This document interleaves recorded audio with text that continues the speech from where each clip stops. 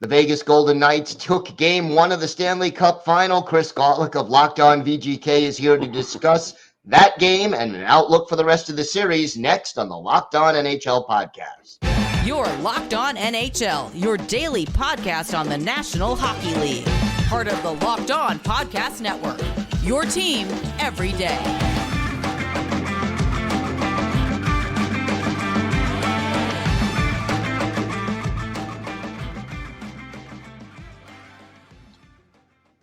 And welcome, everybody, to the Monday edition of the Locked On NHL Podcast, part of the Locked On Podcast Network, your team every day. Want to thank everyone for making Locked On NHL your first listen every day. Don't forget to subscribe on YouTube or wherever you get your podcast to get new episodes as soon as they drop. And you can now also hear us on SiriusXM on the SXM app. Just search for Locked On NHL. It is my pleasure to welcome back to the show Chris Gawlik of Locked On VGK. Chris, 1 down, 3 to go in the Stanley Cup Final. Your thoughts after winning Game 1? It wasn't easy, but they got it done. No, I mean, listen, Vegas is such a great place for the final. It's a party. They had some guy named Marshmallow outside, some big DJ wears a bucket on his head. Who would have knew that's a thing these days, but all the people liked it. So that's how the day started. And people everywhere, festive mood. A different feeling, though, than the first time the Vegas Golden Knights qualified for the Stanley Cup Final. There's more of a business mentality of we've been here before type of thing going on, which is a very odd thing for a team just 6 years into its lifespan. To the game, yeah, I mean, it's a win. And it's not much more than that, though. I'm going to give Florida a little more credit than I did Edmonton and Dallas. So I thought after Game 1, VGK had other gears to shift to, whereas we got a peak performance out of Edmonton and Dallas in those first few games of the series. And this series, I don't think it's necessarily the talent gap is not as far, and it shouldn't be, right? These are the two conference champions. Florida hit a lot of posts yesterday. They hit a lot of posts. Aiden Hill stops a breakaway. He has that just immaculate stick save in the second period. And just, I mean, so many things had to line up for Vegas to get that victory. And most importantly, they did. Couple of goals from defensemen. Were you surprised by that?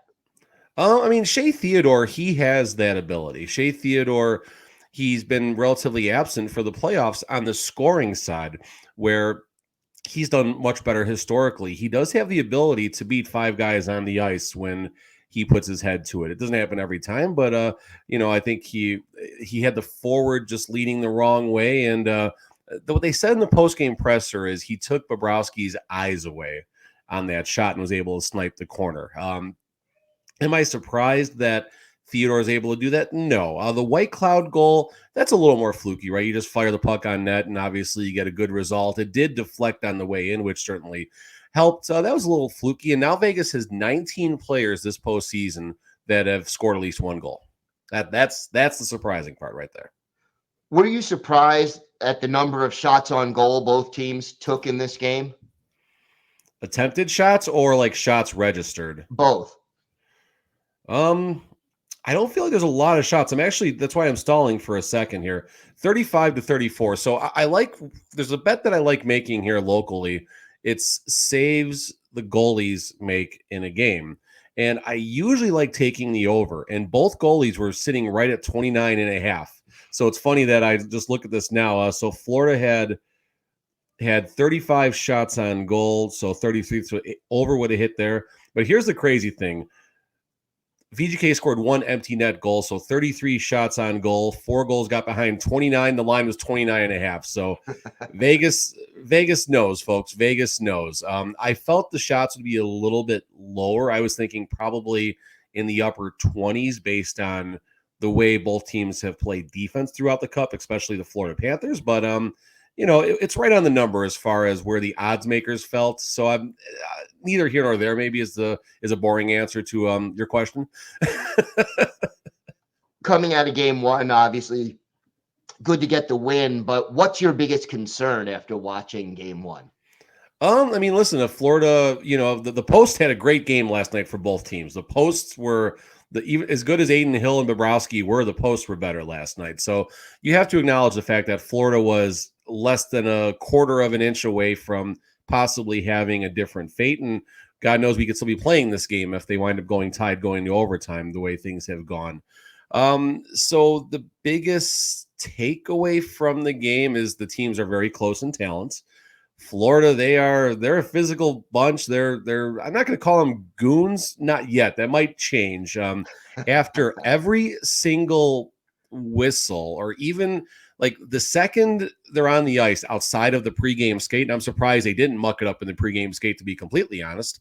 But the second the game started, every time they're chipping at you, going to the bench for a line change. They're pushing you behind the play, whether the play is going or the play isn't going. And I'm not knocking them. I actually love this brand of hockey.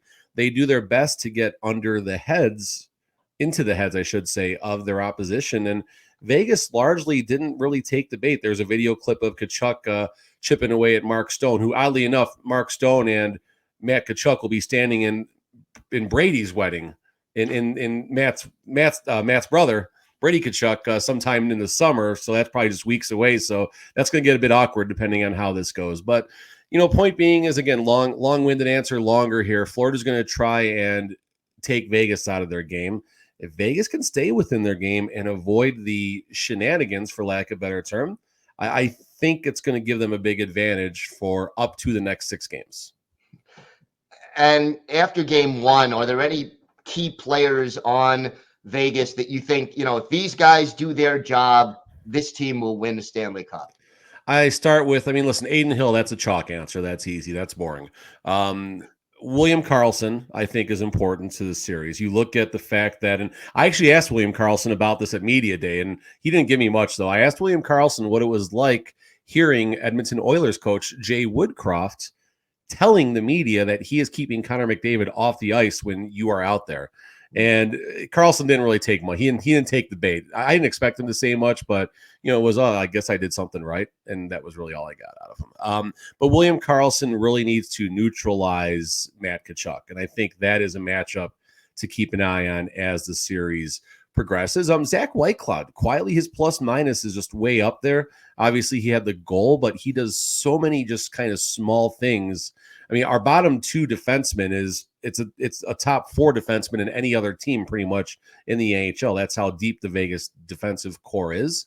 On the other side of the puck, I think Mark Stone had a very strong game. Obviously, the apparently controversial goal, which wasn't controversial at all if you actually read the rules. A lot of people failed to read the rules and how a high stick works. So real fast, folks, if you're questioning the Mark Stone goal, here he comes. The rule is written: if you play the puck above your shoulder in a normal stance, it's a high stick. What people don't acknowledge, Mark Stone's blade was like this, like his skate blades. So he was digging into the ice about 3 or 4 inches down. It wasn't close to a high stick, but Mark Stone's important, and Jack Eichel did what he does. He's creating space. He's creating time, feeding the puck to positive places simply by some strong board play. And we're going to hear a lot. Eichel did get 1 assist this game. We're going to hear a lot more from Jackie Aces as this series progresses.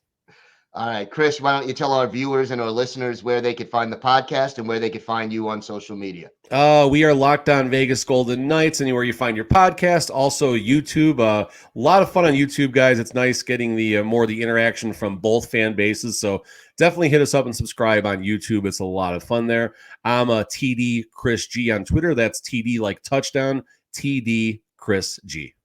All right, Chris, always a pleasure. Thanks so much for stopping by. Yeah, let's go. Today's episode is brought to you by eBay Motors. For a championship team, it's all about making sure every player is a perfect fit. Well, it's the same when it comes to your vehicle. Every part needs to fit just right. So the next time you need parts and accessories, head to eBay Motors. With eBay Guaranteed Fit, you can be sure every part you need fits right the first time around.